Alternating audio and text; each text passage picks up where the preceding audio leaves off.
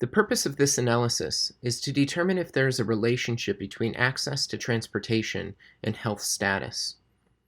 For the data visualization, it is recommended that you enter full screen mode by clicking the icon in the lower right corner.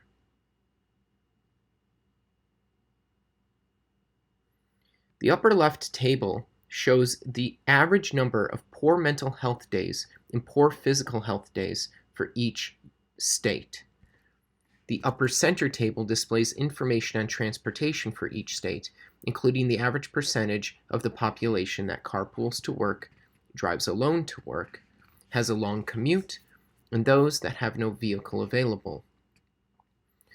The map in the upper right displays the rate of people that report having a long commute to work for each county in the U.S. Finally, the scatter plots at the bottom display the relationship between the average number of the population that does not have a vehicle available and the average number of poor mental health days and physical mental health days. Using this dashboard, we can filter data to a selected state.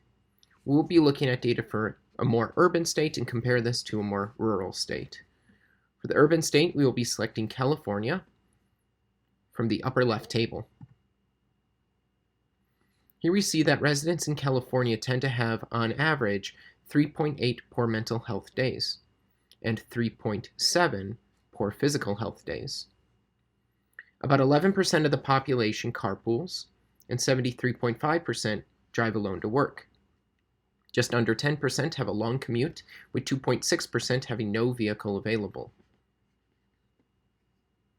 When looking at the relationship for counties between the percentage of the population having no vehicle available and health outcomes, we can see that a higher percentage without a vehicle available, there's a lower number of reported poor and physical health days.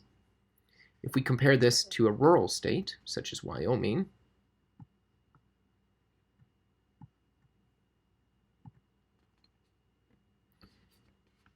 we see that there is an average of 3.5 poor mental health days and 3.5 poor physical health days.